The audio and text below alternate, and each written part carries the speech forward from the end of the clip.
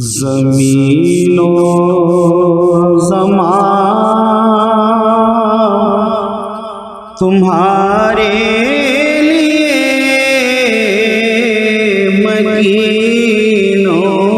مکان تمہارے لیے زمین و زمان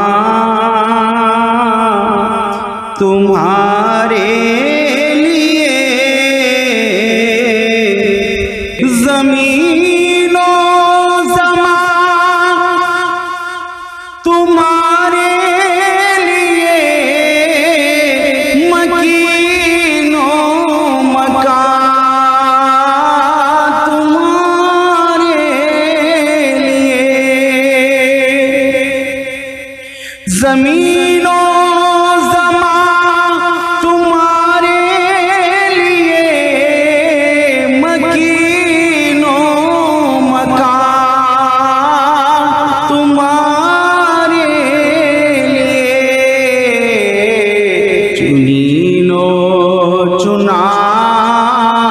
چنین و چنا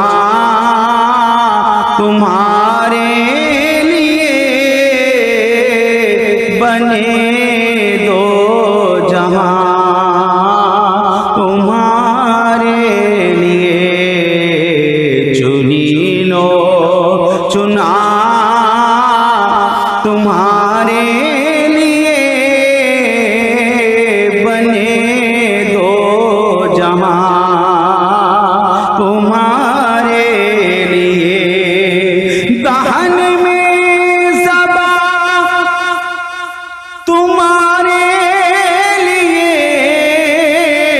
بدن میں ہے جان تمہارے لیے زمین و زمان تمہارے دہن میں زبان تمہارے لیے بدن میں ہے جان تمہارے لیے ہمارے یہاں تمہارے لیے اٹھیں بھی وہاں تمہارے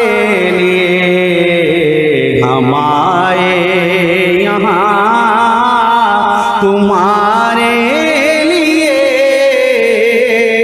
اٹھیں بھی وہاں تمہارے لیے کلیم و نجی مسیح و صفی خلیل و رضی رسول و نبی کلیم و نجی مسیح و صفی خلیل و رضی رسول و نبی عتیق و وسیع غنی و علی ثنا کی زبان تمہارے لیے عتیق و وسیع غنی و علی ثنا کی زبان تمہارے لیے ہمارے یہاں تمہارے لیے اٹھیں بھی وہاں تمہارے لیے اصالت کل امامت کل سیادت کل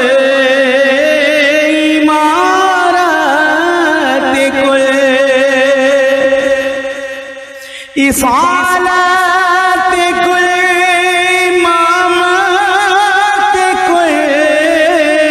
سیادت کل امارت کل حکومت کل ولایت کل خدا کے یہاں تمہارے لیے حکومت کل ولایت کل خدا کے یہاں تمہارے لیے۔ تو کیوں نہ کہیں اعلیٰ حضرت ہمارے یہاں تمہارے لیے اٹھے بھی وہاں تمہارے لیے زمین و زمان تمہارے لیے مکین و مکان تمہارے لیے صبا چلے کے باغ پھلے صبا چلے کے باغ پھلے وہ پھول کھلے کے دن ہو پھلے لبا کے تلے ثنا میں کھلے رضا کی زبان تمہارے لیے۔ نعرہ سے استقبال کیجئے اپنے مشفق و مہربان استاذ العلماء حضرت علامہ و مولانا مفتی محمد آصف مدنی دامت برکاتہم القدسیہ کا نعرہ تکبیر، نعرہ تکبیر، نعرہ رسالت، نعرہ حیدری، نعرہ غوثیہ، علماء اہل سنت۔ الحمدللہ رب العالمین والصلاة والسلام علی سید الانبیاء والمرسلین وعلی آلہ واصحابہ اجمعین،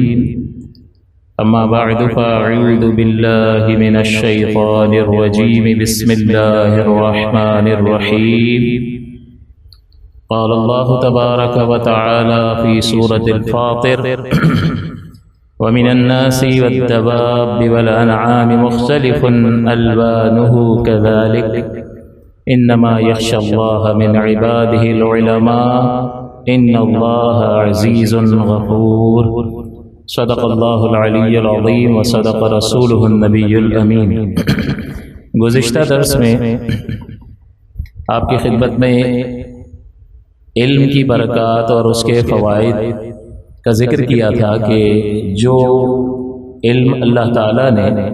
اپنی وحی کے ذریعے نبی کے واسطے سے ہم تک پہنچایا، اس کا حاصل کرنا ہمارے لیے لازم اور ضروری ہے، کیونکہ خالق کی پہچان ناگزیر ہے کہ جس نے پیدا کیا اگر اس ہی کو نہ پہچانا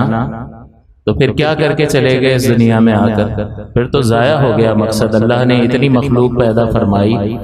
اور آپ یہ دیکھ رہے ہیں کہ ہر ایک کا کوئی نہ کوئی کام ہے اور وہ اپنے کام میں لگا ہوا ہے۔ سورج کا اپنا کام ہے، زمین اپنا کام کر رہی ہے، چاند اپنا کام کر رہا ہے، نباتات، جمادات وغیرہ ان کو جو کام سپرد کیا وہ اپنے کام میں لگے ہوئے ہیں تو مقصد پورا کر رہے ہیں، اور جو چیز اپنے مقصد کو پورا کرے وہی کامیاب کہلاتی ہے، اور جو مقصد کو پورا نہ کرے وہ بیکار کہلاتی ہے۔ جس طرح آپ کے استعمال کی کثیر چیزیں ہوتی ہیں، جب تک وہ کارآمد رہتی ہیں تو آپ کے ساتھ رہتی ہیں، اور وہ ناکارہ ہو جائیں تو آپ پھر انہیں اپنے ساتھ رکھتے ہیں۔ ایک خراب گاڑی کو کیا سر پہ لیے پھریں گے؟ نہیں، اس کو بیچ دیں گے یا اس کو کارآمد بنانے کی کوشش کریں گے۔ کارآمد ہوئی تو ٹھیک، ورنہ اس کو اپنی ذات سے جدا کر دیں گے اور اس کی جگہ کوئی نئی چیز، نئی گاڑی آ جائے گی۔ ایک پنکھا ہے وہ چل رہا ہے جب تک آپ کو فائدہ پہنچا رہا ہے، آپ کے لیے کارآمد ہے تو بلندی پر ہے، اپنے مقام پر ہے، اور جہاں اس نے اپنا کام اور مقصد ترک کر دیا وہاں سے پھر وہ اپنی جگہ کھو بیٹھتا ہے۔ تو اللہ تعالیٰ نے نظام قائم فرمایا اور ہمیں بتا دیا کہ ہر ایک چیز کا ایک مقصد ہے، اور انسان تمام مخلوق میں اشرف ہے، تو پھر اس کا مقصد بھی اشرف اور اعلیٰ ہونا چاہیے۔ تو اللہ تعالیٰ یعنی جو ہمارا خالق ہے اس کے اور بندے کے درمیان تعلق اس بنیاد وحی پر ہے، نبی کے واسطے سے اس علم کی بنیاد پر ہے جو اس نے ہمیں وحی کی شکل میں عطا فرمایا۔ اور پہلے بھی ذکر کیا ہے کہ ہمارے پاس ایسے آلات نہیں ہیں، انسان جو ہے اگرچہ حواس رکھتا ہے جس سے وہ علم حاصل کر سکے اور عقل سے بھی وہ علم حاصل کرتا ہے، لیکن اس سے نہ اللہ کی پہچان حاصل ہو سکتی ہے جیسا خالق کو پہچاننے کا حق ہے، جیسا وہ ہے ویسا اس کے بتائے بغیر تو ہم نہیں پہچان سکتے اس کو، وہ آلات ہمارے پاس نہیں ہیں۔ تو نبی کے ذریعے سے انسان خالق کو پہچانتا ہے، اس کی وحی کی قدر کر کے اپنی زندگی میں جگہ دے کر خالق کو پہچانتا ہے،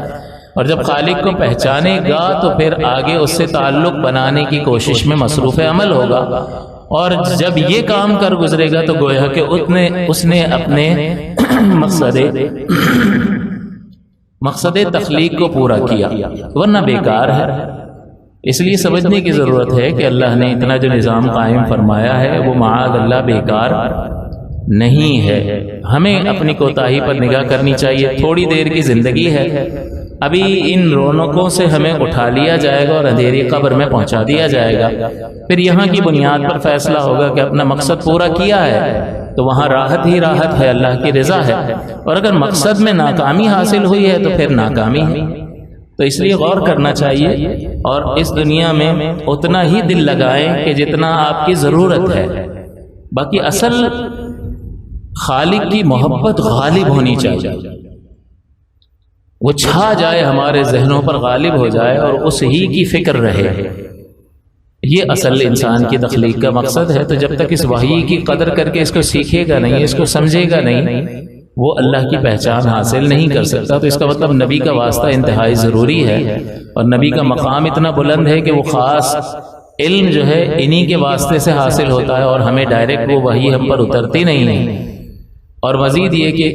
اس سے یہ بھی معلوم ہو گیا کہ نبی کی عظمت بہت زیادہ ہے کہ وہ خالق اور مخلوق کے درمیان ایک تعلق کا سبب اور واسطہ اور وسیلہ اور ذریعہ ہے، اور ان کی شان میں ادنا سی گستاخی انسان کے لیے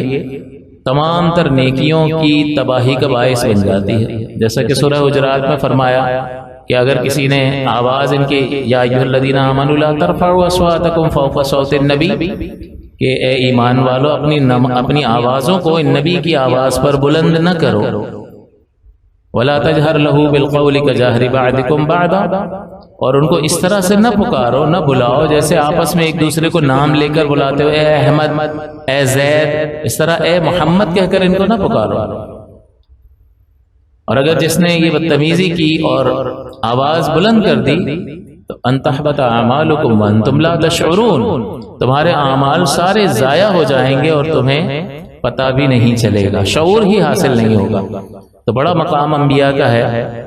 اور اس مقام کو پیش نظر رکھنا چاہیے۔ تو ہمیں یہ دیکھنا ہے کہ بات اس پر ہو رہی تھی کہ علم وہ شے ہے کہ جو ہمیں یہ بتاتا ہے کہ ہمارا خالق ہم سے کیا چاہتا ہے، اور اس میں چاہت میں دو ہی چیزیں ہیں کہ کچھ کرنے کا کہا ہوگا اور کسی چیز سے رک جانے کا کہا ہوگا، اور اس میں ہماری بھلائی ہوگی یا نہیں ہوگی۔ اگرچہ کچھ مشقت ہو، جیسے ماں باپ بچوں کو اسکول بھیجتے ہیں تو کیا دشمن ہے؟ صبح صبح اٹھ کر جا رہا ہے، اتنا سر کھپا رہا ہے، سب کچھ کر رہا ہے، پیسہ بھی لگ رہا ہے، لیکن اس لیے کہ اس میں اس کی مستقبل کی بھلائی ہے، لہٰذا اس مشقت سے ماں باپ محبت کرنے کے باوجود گزار رہے ہوتے ہیں، اور یہ اس طرح سے ان کی محبت ہی کا اظہار ہوتا ہے۔ تو لہٰذا اگر اللہ ہمیں کوئی احکام عطا فرما رہا ہے، کچھ کرنے کو کہہ رہا ہے اور اس میں کچھ مشقت ہے، تو اس میں ہمارے لیے بہتری کے ہزارہا پہلو ہے کہ اللہ کے قریب اس ہی صورت میں ہوا جا سکتا ہے کہ جب ہم ان ہدایات کے سانچے میں خود کو ڈھال لیں جو خالق کی طرف سے نبی کے واسطے سے مخلوق کو حاصل ہوئے ہیں۔ لہٰذا یہ بات اپنے پلو سے باندھ لیں کہ اس ہدایت کے بغیر قرب الہی حاصل نہیں ہو سکتا، اور ہم ناکام اس دنیا سے لوٹ جائیں گے۔ جب تک اس چیز کی اہمیت کا احساس نہیں ہوگا تب تک اس طرف توجہ نہیں ہوگی، اور جب تک توجہ نہیں ہوگی تو پھر وقت گزرتا چلا جائے گا، اور ایک وقت آئے گا کہ دائی اجل آ جائے گا، چلے جی آپ کا وقت پورا ہو گیا، اب اس وقت تو مہلت نہیں ملے گی۔ لہٰذا پہلے ہوشیار ہونے کی ضرورت ہے، اور اس ہدایت کی قدر کرنے کی اور اس علم کی قدر کرنے کی ضرورت ہے، جس کے ذریعے سے ہمیں یہ پتہ چل جائے گا کہ کیا کرنا ہے اور کس چیز سے رکنا ہے۔ دوسرا یہ کہ علم کو حاصل کرنے کے بعد ہم اپنی ایک تو عبادات صحیح طریقے سے کر پاتے ہیں جس طرح فرمایا، دوسرا فائدہ اس کا یہ ذکر کیا تھا کہ اس کی حفاظت علم ہی کے ذریعے سے ہو سکتی ہے، کیونکہ علم ہی کے ذریعے سے ظاہری اعمال و افعال کو بندہ سیکھتا ہے اور اپنی قلب کی اصلاح بھی کرتا ہے، تزکیہ نفس بھی کرتا ہے، وہ اپنی ذات سے تکبر کو دور کرتا ہے، ریاکاری کو دور کرتا ہے، عجب و خود پسندی کو دور کرتا ہے، کیونکہ یہ ایسی دل کی خرابیاں ہیں جو انسان کے ظاہری عمل کو تباہ اور برباد کر دیتی ہے۔ اور پچھلے ہفتے ذکر کیا تھا کہ جہاں ظاہری اعمال کو سیکھنے کا حکم دیا گیا ہے، وہیں پہ باطنی اعتبار سے اپنے آپ کو پاکیزہ بنانے کا بھی حکم دیا ہے۔ اللہ کی ذات پر بھروسہ جسے توکل کہتے ہیں، تفویض امر، ہر چیز کو اللہ کے سپرد کر دینا، انشاءاللہ اللہ نے چاہا تو ہو جائے گا، تفویض امر۔ اسی طرح اللہ کی رضا پر راضی رہنا، اسی طرح سے صبر کی کیفیت، اسی طرح سے توبہ اور اخلاص، یہ حسین صفات ہیں جس سے انسان کو متصف ہونا چاہیے، ان خوبیوں کو اپنی زندگی میں جگہ دینی چاہیے تاکہ وہ حقیقتاً انسان بن سکے، کہ صورتاً تو انسان نظر آ رہا ہے لیکن حقیقتاً بھی وہ انسان بن سکے۔ اسی طرح سے جو بگاڑ ہے، جیسے تکبر ہے، ریاکاری ہے، عجب اور خود پسندی ہے، یہ چیزیں ایسی ہیں کہ انسان کے ظاہری عمل کو تباہ اور برباد کر دیتی ہیں۔ کہ ریاکاری کے لیے عمل کیا تو کیا آخرت میں پھر اس کا بدلہ ملے گا؟ وہ ظاہری عمل تباہ اور برباد ہو گیا۔ تکبر کیا تو اللہ تعالیٰ فرماتا ہے کہ تکبر میری چادر ہے، اور جس نے تکبر کیا اس نے میری چادر کھینچنے کی کوشش کی ہے۔ تو اللہ تعالیٰ کی شان یہ ہے کہ وہ تکبر کرے، اس کے لائق ہے۔ ہمارے لیے یہ چیز عیب ہے، اللہ کی یہ صفت ہے، کمال ہے کہ وہ سب سے اعلیٰ اور عرفہ ہے، ہم تو برابری کی سطح پر ہیں۔ ہم تکبر یعنی کسی کو ہلکا اور ادنا سمجھنا اور اپنے آپ کو اعلیٰ سمجھنا، یہ تکبر ہے، اور انسان کے اندر یہ موجود ہوتا ہے۔ لہٰذا ظاہری اور باطنی اعمال کی اصلاح سے ہمارے ظاہری اعمال کا یعنی علم کے حصول سے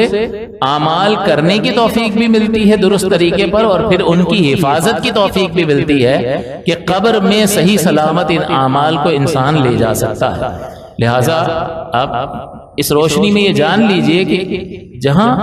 ظاہری اعمال ضروری وہیں باطنی اصلاح بھی ضروری ہے، اور ہمارے افراد یا تو ظاہری اعمال بھی اختیار نہیں کرتے، انہیں دین سے معاذ اللہ کوئی سروکار ہی نہیں ہوتا،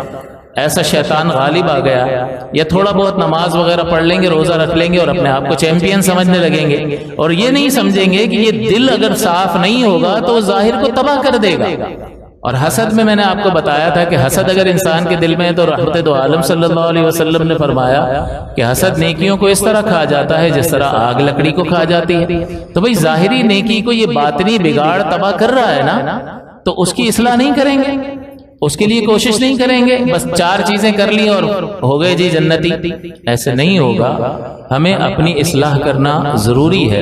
اگر نفس ہم پر غالب آ گیا، ہمارے اندر دو چیزیں ہیں، ایک روح بھی ہے اور حیوانیت بھی ہے، اور حیوانیت کا اظہار یہ ہے کہ کھاتے پیتے ہیں اور جسمانی تعلق قائم کرتے ہیں، ازدواجی تعلق قائم کرتے ہیں، یہ تو حیوان بھی کر رہا ہے، یہ آپ کی خدمت میں پہلے بھی ذکر کیا تھا، یہ تو جانور بھی کر رہا ہے۔ انسان اور حیوان کا امتیاز کیا ہے کہ وہ اس وحی کے علم کے ذریعے سے اپنی روحانی ترقی کا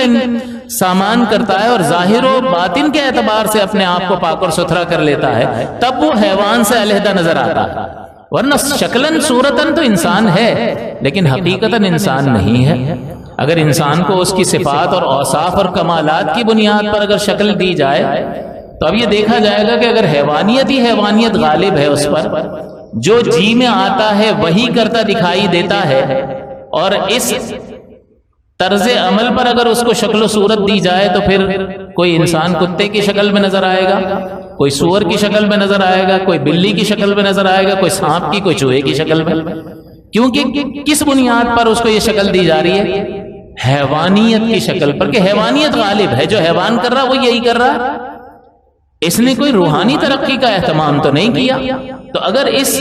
بنیاد پر انسان کو شکلیں دی جائے تو انسان مختلف شکلوں میں نظر آئے۔ ہاں، جو اللہ کے بندے ایسے ہیں کہ جنہوں نے اس علم کی، اس وحی کی قدر کی، اگر اس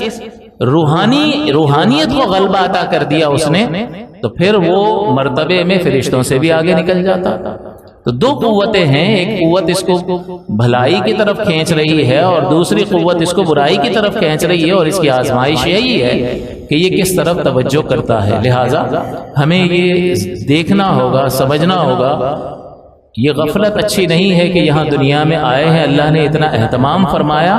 اور ان تعلیمات سے یکسر آنکھیں بند کر کے وقت نکالتے چلے جا رہے ہیں، بے شمار زندگی کا وقت ضائع چلا گیا، اور اس دین کی تعلیم سے قطعاً کوئی سروکار ہی نہ رکھا، کوئی تعلق ہی نہیں رکھا۔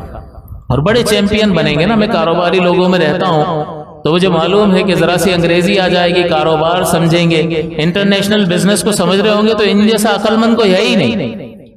یہ کسی عالم کی بات کو، کسی دیندار کی بات کو تو خاطر میں لائیں گے ہی نہیں۔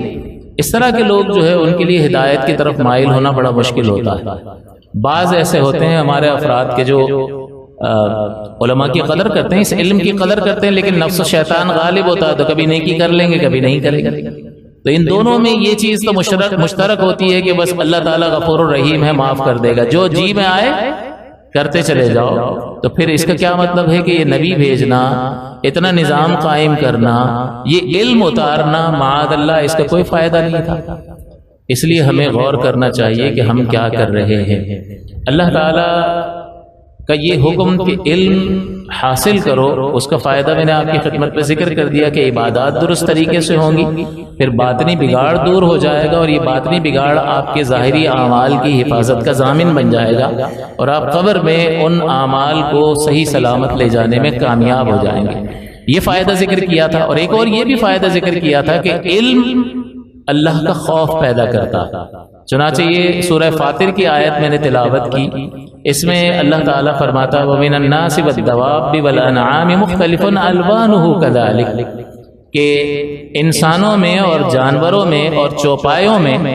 مختلف رنگ کے ہیں، سب کے علیحدہ علیحدہ رنگ ہیں یوں ہی۔ تو اللہ تعالیٰ اس میں اپنی قدرت کا گویا کہ بیان فرما رہا ہے کہ دیکھو میں نے کتنے مختلف قسم کی مخلوق پیدا فرمائی، اور ہر ایک دوسرے سے جدا ہے۔ حتیٰ کہ انسان کو دیکھ لو تو انسان کی شکلیں ایک دوسرے سے جدا ہیں، حالانکہ مٹیریل ایک ہی ہے، دو آنکھیں ہیں، ایک ناک ہے، ہونٹ ہیں، دو کان ہیں، پیشانی ہے، رخسار ہیں، اعضاء دیکھ لو تو ایک ہی جیسے ہیں، لیکن ہر ایک کی شکل مختلف ہے یا نہیں ہے؟ تو کتنی اللہ تبارک و تعالیٰ کی کمال قدرت ہے کہ الگ الگ طرح کی شکلیں اس نے بنا دی ہیں۔ تو اللہ تعالیٰ یہاں اپنی قدرت کا اظہار فرما رہا ہے کہ مجھے جانو میں کیسا ہوں، کیونکہ تم کمال ہی کی طرف تو لپکتے ہو، تو مجھے پہچان لوگے تو پھر کسی کمال والے کی طرف کوئی کمال والا تمہاری نظروں میں جچے گا ہی نہیں۔ تو اس لیے بار بار اللہ تعالیٰ اپنی صفات کا تذکرہ فرماتا ہے کہ میں علیم ہوں، میں خبیر ہوں، میں خالق ہوں، میں رازق ہوں، میں سمیع ہوں، میں بصیر ہوں۔ وہ کیوں بار بار ہمیں بتا رہا ہے؟ وہ اپنے کمالات کو ظاہر کر رہا ہے کہ اس طرف توجہ کر بندے، اگر اس پر تو یقین کامل کر لے گا تو پھر کسی اور کمال والی چیز کی طرف تیری توجہ نہیں رہے گی۔ اس لیے فرمایا انما یخشی اللہ من عبادہ العلماء، کہ محض اللہ سے اس کے بندوں میں علم والے ہی ڈرتے ہیں۔ تو علم کی ایک برکت آپ کے سامنے یہ بیان کی تھی کہ اللہ کا خوف پیدا ہوتا ہے، اور جب اللہ کا خوف پیدا ہو جائے تو یہ ہمارے لیے عمل میں رغبت کا باعث بنتا ہے۔ تو علم ایک ایسی شے ہے جو اللہ کی خشیت پیدا کرتا ہے، اور یہ بھی بیان کر دیا تھا کہ خوف جو ہے وہ ایک تو مجرد خوف ہوتا ہے کہ کوئی شخص ظالم ہے، اس کے ظلم سے بھی ڈر لگتا ہے، خوف آتا ہے، کوئی چور ہے اس کی چیزیں چرا لینے کا بھی خوف ہوتا ہے۔ تو اللہ کا خوف معاذ اللہ اس طرح کا خوف نہیں ہے، بلکہ اس کے ناراض ہو جانے کا خوف، اس سے دور ہو جانے کا خوف پیدا ہو جاتا ہے بندے میں، کہ جتنا انسان اللہ کی معرفت اور علم حاصل کرتا رہتا ہے تو پھر چاہتا ہے کہ میں اس کے قریب ہو جاؤں، اور اسے ڈر لگا رہتا ہے کہ کہیں کوئی ایسا کام نہ ہو جائے جس کی وجہ سے فاصلہ پیدا ہو جائے، جس کی وجہ سے درمیان میں حجاب پیدا ہو جائے اور میں اپنے رب سے دور ہو جاؤں۔ تو اسے اپنے محبوب رب سے دوری کا خوف پیدا ہو جاتا ہے. جس طرح سے یہ عشق مجازی کرنے والوں کو اگر پوچھ لیں تو ان سے پوچھو، وہ بتائیں گے کہ محبوب کے روٹھ جانے اور ان کے دور ہو جانے کا خوف کس طریقے سے غالب ہو جاتا ہے. تو جس پر اللہ سے جدائی کا خوف غالب ہو جائے، یہ خوف بتاؤ اس کو پھر گناہ کرنے دے گا؟ اس کو پھر اللہ سے، اللہ کی فرما برداری سے کسی درجے میں روک سکے گا؟ پھر تو وہ اپنے محبوب کے حکم کا گویا کہ منتظر ہے، کان لگا کے بیٹھا ہے کہ میرے محبوب کا کوئی حکم آئے اور بغیر وقت ضائع کیے اس پہ عمل کرنا شروع کرو.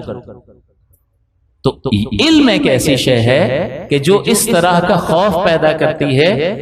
کہ ایسا خوف کہ کہیں میرا محبوب مجھ سے جدا نہ ہو جائے. اور یہ بھی ذکر کیا تھا کہ خواص کا، یہ اخص الخواص کا خوف ہوتا ہے، اور ایک خوف یہ ہوتا ہے کہ اللہ کی بارگاہ میں کھڑا کیسے ہوں گا، کہ جب وہ مجھ سے سوال کرے گا تو اس کا جواب کیسے دیا جا سکے گا. اور اللہ تعالیٰ نے فرمایا کہ وَمَنْ خَافَ مَقَامَ رَبِّهِ جَنَّتَانِ، کہ جو اپنے رب کے سامنے کھڑا ہونے سے ڈر گیا اس کے لیے 2 جنتیں ہیں. تو اللہ کا خوف اگر دل میں پیدا ہو جائے تو وہ انسان کے لیے عمل پر آمادگی کا باعث بنتا ہے. بھئی کسی کا ڈر ہوتا ہے تو آپ انسان سیدھا چلتا ہے یا نہیں چلتا؟ چلتا. تو اللہ کا ایسا خوف کہ اس کے سامنے کھڑا کیسے رہوں گا، یا اللہ کا ایسا خوف کہ کہیں ایسا نہ ہو جائے کہ وہ قیامت کے دن کہے کہ جاؤ میری نظروں سے دور ہو جاؤ، سامنے سے ہٹ جاؤ. تو اب بچا کیا زندگی میں؟ کیا حاصل ہوا زندگی میں؟ سب کچھ تباہ اور برباد ہو گیا کہ خالق ناراض ہو کر کہے کہ آج میں تمہاری طرف اپنی نظر التفات فرماؤں گا ہی نہیں. بہت سارے ایسے ہوں گے کہ اللہ خود فرماتا ہے زبان رسالت پر کہ جس طرح سے تم مجھے دنیا میں بھول گئے تھے، آج حشر میں میں تمہاری طرف توجہ نہیں کروں گا. تو بتاؤ اس کے خسارے کا کوئی حساب کیا جا سکتا ہے؟ دنیاوی خسارے کا حساب کیا جا سکتا ہے، لیکن محبوب کے روٹھ جانے کا اور اس کے ہمارے ہاتھ سے چلے جانے کا خوف جو ہے، اور اگر یہ واقعتاً واقع ہو جائے تو پھر اس نقصان اور خسارے سے بڑھ کر کوئی خسارہ نہیں. آپ دنیا کی محبتوں کو لے لیں، ایک نوجوان اپنی محبوبہ کے مجازی عشق کی محبت کو لے لے کہ وہ روٹ جائے یا کسی اور سے اس کا نکاح ہو جائے تو وہ کتنی اذیت محسوس کرتا ہے. ایک باپ اپنی اکلوتی اولاد کے بچھڑ جانے کے غم کو کس طریقے سے محسوس کر رہا ہوتا ہے، ایک اولاد اپنے محبوب والدین کے بچھڑ جانے کے غم کو کس طرح سے محسوس کر رہی ہوتی ہے. کیا ہم نے کبھی کوئی غم، کوئی کیفیت اپنے دل پر ایسی محسوس کی کہ کہیں ایسا نہ ہو جائے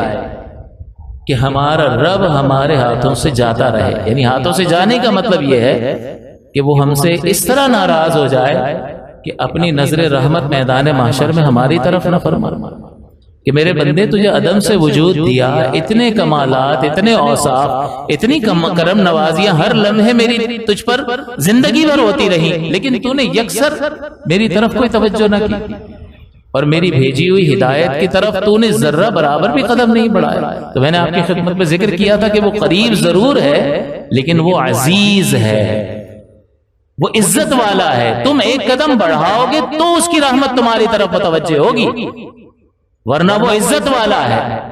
پھر وہ تمہاری طرف توجہ نہیں فرمائے گا. اس لیے اپنی طرف سے کوشش کی ضرورت ہے. لہٰذا حضور صلی اللہ علیہ وسلم نے بھی فرمایا کہ میں سب سے زیادہ اللہ تعالیٰ کو جاننے والا ہوں. یہاں فرمایا نا انما یخشی اللہ من عبادہ العلماء، کہ اللہ کے بندوں میں اللہ سے محض علم والے ہی ڈرتے ہیں. تو یہ علم جو ہے وہ دل میں خشیت پیدا کر دیتا ہے، اور جب یہ خوف پیدا ہو جاتا ہے تو پھر عمل کی طرف رغبت پیدا ہوتی ہے. تو اس کا مطلب علم ایک ایسی بابرکت شے ہے کہ جو دل میں خدا کا خوف پیدا کرتی ہے. اور حضور فرماتے کہ میں اللہ کو تم میں سب سے زیادہ جاننے والا ہوں اور اللہ سے سب سے زیادہ ڈرنے والا ہوں. کہ علم کا نتیجہ خشیت ہے، تو جب سب سے زیادہ علم سرکار دو عالم صلی اللہ علیہ وسلم رکھتے ہیں اللہ کی عطا سے، بلکہ لوگوں میں تقسیم بھی فرماتے ہیں، اور کسی کو اگر کچھ حاصل ہوا ہے تو زبان رسالت ہی سے تو حاصل ہوا ہے، واسطہ رسالت ہی سے تو حاصل ہوا ہے. تو میں تم میں سب سے زیادہ علم رکھتا ہوں، جس کا نتیجہ یہ ہے کہ میں تم میں سب سے زیادہ اللہ سے ڈرتا ہوں. لہٰذا اس علم کی قدر کرنی چاہیے کہ جو ہمارے لیے کامیابی کا سبب ہے، ورنہ یہ بھری دنیا میں سے اچانک اٹھا لیے جائیں گے۔ اور آپ یہ دیکھ لو کہ ایک انسان جو ہے وہ کوشش کرتا رہا، بڑا مال جمع کر لیا، اطراف میں افراد بھی موجود ہیں خیال رکھنے والے، پیسہ بھی بہت ہے، کارخانے بھی ہیں اور سب کچھ ہے، لیکن ایک وقت آتا ہے کہ جب جسم کمزور ہو جاتا ہے، بیماریاں لگ جاتی ہیں، تو اب ان چیزوں کی لذتیں ختم ہو جاتی ہیں یا نہیں ہو جاتی؟ ایک بیمار آدمی وہ دولت کا کیا کرے؟ چاٹے اس کو، ڈاکٹر کو دیتا ہے تو ڈاکٹر کہتا ہے کہ بھئی آپ کی بیماری ایسی ہے جس کا کوئی علاج ہی نہیں، تو یہ پیسہ کام نہیں آ رہا۔ اسی طرح جسم اتنا کمزور ہو گیا کہ وہ ہر اعتبار یعنی کسی اعتبار سے بھی وہ دنیا میں موجود چیزوں سے انتفاع یعنی فائدہ اور نفع حاصل نہیں کر پا رہا ہے، تو اب اس دنیا سے کیا لگاؤ رکھے، کیا رہ گیا اس کے لیے؟ لیکن اس کو یہ سوچنا چاہیے کہ بھئی دوستی تو اس سے کرنی چاہیے تھی جس سے دوستی کی، وہ مال بھی ابھی کام نہیں آ رہا، وہ معالج علاج کرنے والا بھی کام نہیں آ رہا، اتنے سارے محبت کرنے والے موجود ہیں، ان کی محبتیں اپنے مقام پر، لیکن میں اپنی تکلیف کو خود ہی برداشت کر رہا ہوں، کوئی میری تکلیف اپنے سر پہ لے نہیں پا رہا ہے، اگرچہ لینا چاہتا ہے لیکن اپنے حصے کی تکلیف خود ہی کو برداشت کرنی ہے۔ تو ان چیزوں سے دل لگایا تو کوئی فائدہ اتنا خاص ہوا نہیں، ایک خاص وقت تک اس کا فائدہ اٹھا لیا بس ختم۔ تو پھر اتنا ہی تعلق رکھیں جتنا آپ کی ضرورت ہے، اور باقی سب سے زیادہ تعلق آپ کے اعصاب پر اللہ تعالی سے ملاقات کا شوق چھایا ہوا ہونا چاہیے، اللہ سے قرب کا شوق جو ہے وہ چھایا ہوا ہونا چاہیے کہ اسی کی بارگاہ میں جانا ہے اور اسی سے دوستی کرنی چاہیے۔ لہٰذا اس علم کی قدر کریں جو ہمارے دل میں اللہ کا خوف پیدا کرتا ہے، تو ہمیں یہ بتاتا ہے کہ کیا کرنا ہے، ہماری عبادات کی حفاظت کرتا ہے، ہمارے ظاہر و باطن کو ستھرا کر دیتا ہے، اور مزید یہ کہ اللہ کا خوف پیدا کر دیتا ہے، اس سے ملاقات کا شوق پیدا کر دیتا ہے۔ بتائیے اس سے بہترین چیز اور کوئی کائنات میں ہو سکتی ہے؟ ہرگز نہیں ہو سکتی۔ مزید یہ کہ کتنا علم اور کون سا علم حاصل کرنا چاہیے، تو علوم تین طرح کے ہیں، ایک ہے ایمان کا علم جس کو عقیدے کا علم بھی کہا جاتا ہے۔ عقیدے کی اصطلاح بعد میں جو ہے علماء نے مقرر فرمائی، اس سے پہلے اس کو ایمان کا علم کہا جاتا تھا، یعنی اللہ تعالیٰ کی ذات و صفات سے متعلق بندے کو کیا اعتقاد رکھنا چاہیے۔ ایمان سے متعلق علم کا مطلب یہ ہے کہ اتنی معلومات حاصل کرنا ضروری ہے کہ جس سے اس کے اعتقاد درست ہو جائے، کیونکہ اعتقاد کی خرابی انسان کو یا تو گمراہی میں مبتلا کر سکتی ہے یا کفر میں مبتلا کر سکتی ہے۔ اب غلط عقیدے کے ساتھ ہزارہ عبادات کرتا چلا جائے لیکن اللہ کی پہچان حاصل نہ ہو، کون سی چیز اس کی شان کے لائق ہے اور کون سی چیز اس کی شان کے لائق نہیں ہے، اس کو نہ جانتا ہو، تو ہو سکتا ہے کہ ذہن میں کوئی چیز ایسی رکھ لے، کوئی ایسا اعتقاد اس کے بارے میں رکھ لے جو اس کی شان کے لائق نہیں ہے، تو بتائیے یہ نقصان کا باعث ہوگا یا نہیں ہوگا؟ تو خالق کو پہچاننا اسی لیے تو نبی کے واسطے سے ضروری ہے کہ نبی وہ بتاتا ہے کہ خالق کیسا ہے، اس کی صفات کمال کیا ہیں، کیا چیز اس کی شان کے لائق ہے اور کیا چیز ایسی ہے جو اس کی شان کے لائق نہیں ہے۔ وہ نبی کی ذات ہوتی ہے جو اس اعتقاد کو درست کر دیتا ہے۔ تو لہٰذا عقیدے کا علم اس قدر حاصل کرنا ہر مسلمان کے لیے ضروری ہے کہ اس کے نظریات، اس کے اعتقادات عین اسلامی اعتقاد بن جائیں، اور اس میں کوئی بھی خرابی اور خامی نہ پائی جائے کہ مبادا اس کو کہیں گمراہی میں یا کہیں کفر ہی میں مبتلا نہ کر دے۔ اللہ کی ذات، اس کی صفات، پھر کیا چیز اس کے لیے محال ہے اور کیا چیز اس کے لیے ممکن ہے، ان تمام چیزوں کا بنیادی علم جو ہے وہ حاصل کرنا لازم اور ضروری ہے۔ پھر نبوت اور رسالت سے متعلق کیا اعتقاد ہونا چاہیے، جنات، فرشتے، اب 10 فرشتے ایسے ہیں جن کے نام تو ہمیں معلوم ہونے چاہیے کہ 4 تو وہی ہیں کہ جبرائیل اور اسرافیل، عزرائیل اور میکائیل علیہ السلام۔ اس کے علاوہ 2 فرشتے جو ہمارے اعمال کو لکھ رہے ہیں، رقیب عتید،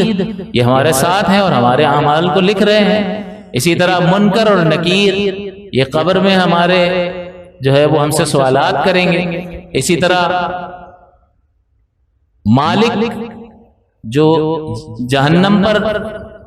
مقرر کیا گیا فرشتہ ہے،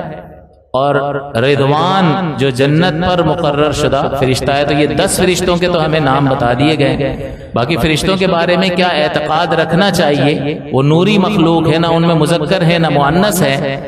تو یہ ساری چیزیں ایسی بنیادی معلومات ہیں جو ہمارے ذہن میں ہوں تو ہمارا اعتقاد ان سے متعلق درست رہے گا. اور اعتقاد میں غفلت جو ہے، ان کی عظمت کیا ہے، ان کے بارے میں ادنا سی گستاخی انسان کو کفر میں داخل کر دے گی. اور آپ نے یہ سنا ہوگا کہ فرشتوں کے متعلق لوگوں نے لطیفے بنا رکھے.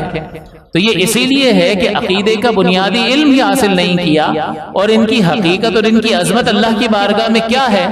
وہ سمجھا ہی نہیں، تو گستاخی کے مرتکب ہوئے. اور گستاخی کریں گے تو پھر بے ادب لوگوں میں شامل ہوں گے، اور بے ادبی انسان کو کفر تک پہنچا دیتی ہے. لہٰذا عقیدے کا علم ضروری ہے. حساب کتاب، مرنے کے بعد اٹھنا، جنت اور دوزخ اس کی کیا کیفیت ہے، ان چیزوں کا بنیادی علم حاصل کرنا ضروری ہے. تو یہ علم الاعتقاد کہلاتا ہے کہ جس سے انسان کا ایمان درست ہو جائے. اس کی گاڑی بحثوں میں فلسفیانہ اور منطقی ابحاث یہ عوام کا کام نہیں ہے، یہ علماء کا کام ہے. ہاں کبھی کوئی خدشہ پیدا ہو جائے اعتقاد سے متعلق تو ٹھیک ہے، اس خدشے کو دور کرنے کے لیے کسی عالم سے رجوع کر کے اس اپنے خدشے کو، تذبذب کو دور کرنا ضروری ہوتا ہے. باقی دیگر گاڑی ابحاث جو ہیں وہ علماء ہی کرتے ہیں، اور انہی کا یہ حصہ ہے، اور وہی کر سکتے ہیں، عوام اس کے متحمل نہیں ہے. دوسرا ہے حلال و حرام کا علم حاصل کرنا، یعنی عبادات کا علم حاصل کرنا. اور اس کے علاوہ ہم جو معاملات کرتے ہیں، اب کیا کیا عبادات کرنی ہے اور کس طریقے سے کرنی ہے، اور یہ عبادات جو ہے ان کو کون سی چیزیں فاسد کر دیتی ہیں. مفسدات عبادات بھی یہ ہمیں جاننا ہوگا کہ کون سی ایسی چیزیں ہیں جو عبادت کو فاسد کر دیتی ہیں. تو اس علم سے عبادات صحیح طریقے سے ادا کی جا سکتی ہیں اور ان کی حفاظت ممکن ہوتی ہے. پھر حلال و حرام کا معاملہ ہے کہ جس میں خرید و فروخت ہے، اسی طرح سے اجارہ ہے. اجارے کا مطلب یہ ہوتا ہے کرائے پر کوئی چیز دینا یا کسی کے یہاں جاب کرنا. یہ ساری چیزیں اجارے کے معاملات میں آتے ہیں. تو یہ چیزیں پہلے سے آپ جو کام کر رہے ہیں اس کام کے بارے میں آپ کو شرعی رہنمائی حاصل کرنی ہوگی کرنے سے پہلے، تاکہ کہیں بندہ حرام میں مبتلا نہ ہو جائے. اب ہمارے لوگ بیچارے بھائی جو ہیں وہ کرنے کے بعد آ کے پوچھتے ہیں، پہلے نہیں پوچھیں گے کہ یہ کام کرنے لگا ہوں، اس میں شرعی رہنمائی ذرا فرما دیں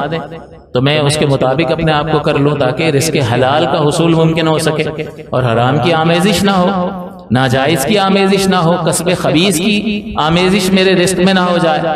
کیونکہ اگر ایسا ہے تو حضور نے فرمایا کہ جو رزق، جو جسم جو ہے، جو گوشت حرام سے پل بڑھ کے بڑا ہوا ہے وہ اسی لائق ہے کہ آگ میں جلایا جائے. تو ضروری ہے کہ پھر انسان حلال و حرام کے معاملات کو سیکھے. تو جتنا آپ کا جتنا واسطہ پڑتا ہے، جو کاروبار آپ کر رہے ہیں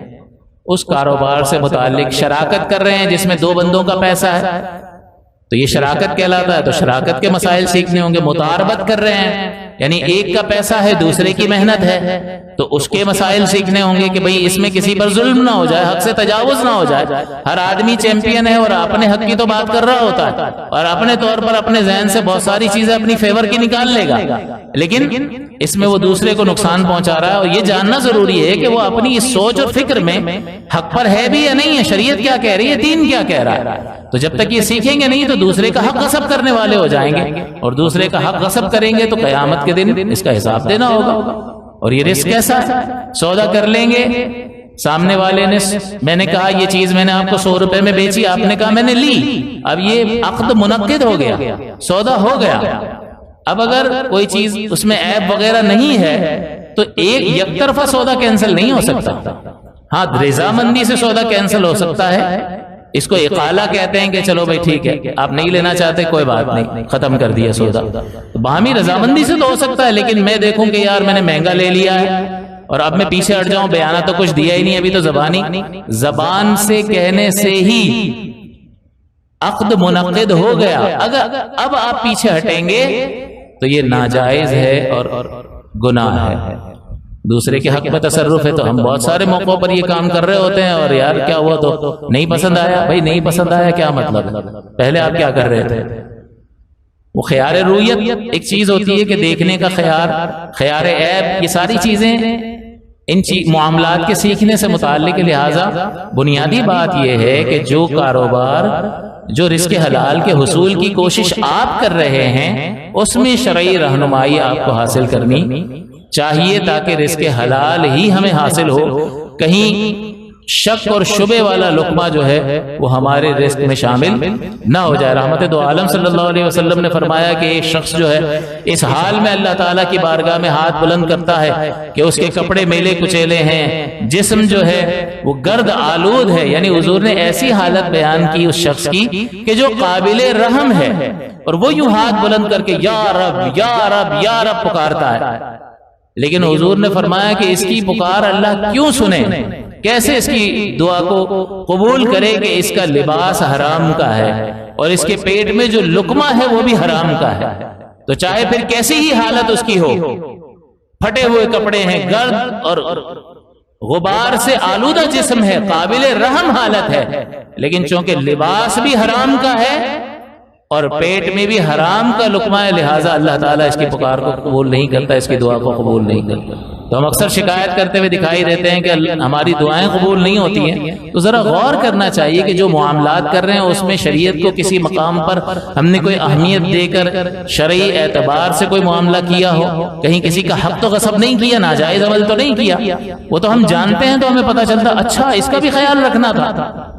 تو بھائی سیکھنے سے ہی پتہ چلتا ہے۔ تو بہرحال جو معاملہ کر رہے ہیں اس کا علم بھی ضروری ہے۔ تو عقائد ہو گئے، عبادات کا ضروری علم ہے، کیونکہ نماز اور روزہ ہر ایک پر لازم ہے، اس کے تمام مسائل سیکھنا ضروری ہے۔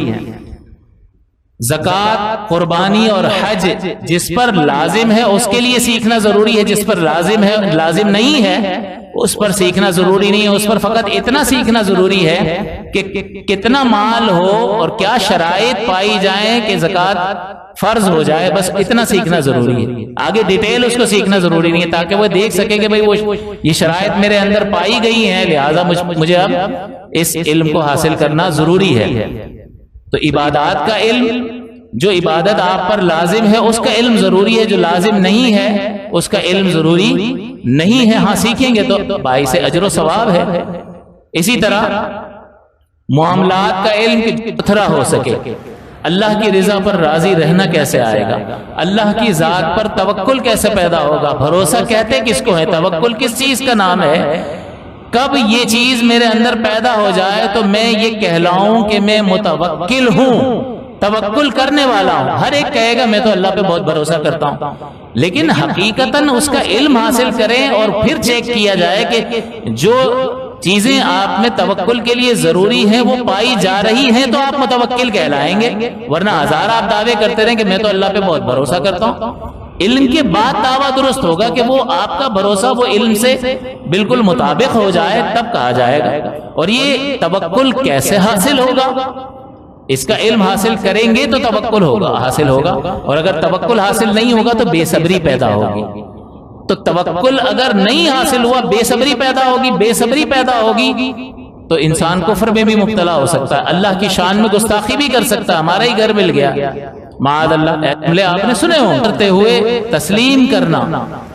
یہ ساری چیزیں باطن سے تعلق رکھتی ہیں۔ قلب میں جب اللہ کے فیصلوں سے متعلق رضا ہوگی تو وہ رضا آپ کے چہرے پر نظر آ رہی ہوگی اور اس کے مطابق عمل نظر آ رہا ہوگا، لیکن قلب میں اگر اللہ کے فیصلے سے متعلق ناپسندیدگی موجود ہے تو پھر چہرے پر بھی ناپسندیدگی کے اثرات ہوں گے اور زبان سے بھی وہ کلمات جاری ہوں گے جو اللہ کی شان کے لائق نہیں ہیں۔ اس سے انسان تباہی میں مبتلا ہوتا ہے۔ لہٰذا یہ تصوف کا علم کہ باطنی اعتبار سے اپنے آپ کو پاک اور ستھرا کرنا، اور جیسا کہ میں نے ذکر کر دیا کہ تکبر سے بچنا ضروری ہے، لہٰذا اس کا علم ضروری ہے کہ تکبر کے کہتے کس کو ہیں، اس کی علامات کیا ہیں، اور اگر میرے اندر تکبر ہے معاذ اللہ تو پھر اس کا علاج کیا ہے۔ عجب اور خود پسندی کے اپنے اعمال بہت اچھے لگتے ہیں، میں تو بہت نیک ہوں، بہت پارسا ہوں، تو اس کا علاج کیا ہے؟ تکبر کا علاج عاجزی ہے، اور عجب اور خود پسندی کا علاج کیا ہے کہ اللہ کے سپرد کر دے کہ جو کچھ بھی ہے اللہ کی توفیق سے، اس میں میرا کوئی کمال نہیں ہے۔ تو جب یہ چیز کون سی صفت ہونی چاہیے؟ جو کچھ بھی ہو رہا ہے اللہ کی توفیق سے ہو رہا ہے۔ اللہ نے پیدا کیا، مسلمان کے گھر میں پیدا کیا، یہ توفیق دی کہ دینداروں کے ساتھ اٹھنا بیٹھنا شروع کر دیا، یہ توفیق دی کہ آپ کو علم عطا کیا اور آپ کے اندر یہ محبت پیدا کر دی کہ آپ اللہ کی عبادت کی طرف مائل ہوئے۔ یہ سارے اسباب کیا آپ کے بنائے ہوئے ہیں؟ نہیں، یہ ہمارے رب کریم کی عطا اور عنایت ہے۔ تو بتائیے اس عمل کے جواب میں تعریف ہماری ہونی چاہیے یا ہم اپنے رب کا شکر ادا کریں کہ مالک کا کرم ہے کہ اس نے کروا لیا؟ تو جب یہ چیز پیدا ہو جائے گی تو عجب اور خود پسندی کی گندگی ہمارے قلب سے نکل جائے گی۔ تو یہ علوم جب حاصل کریں گے تب ہی دل پاک ہوگا، اور دل پاک ہوگا تو ظاہری اعمال کا تحفظ بھی ممکن ہوگا۔ لہٰذا عقیدہ،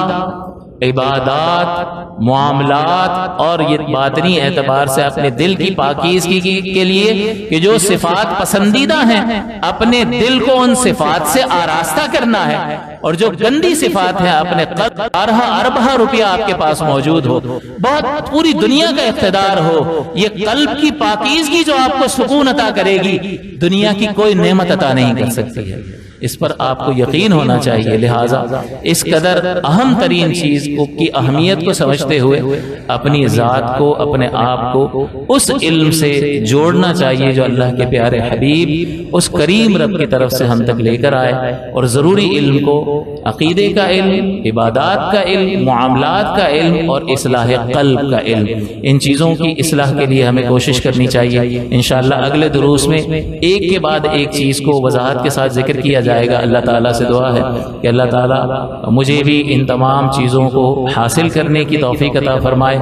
اور علم کے مطابق عمل کی توفیق عطا فرمائے۔ آمین۔ وآخر دعوانا الحمدللہ رب العالمین۔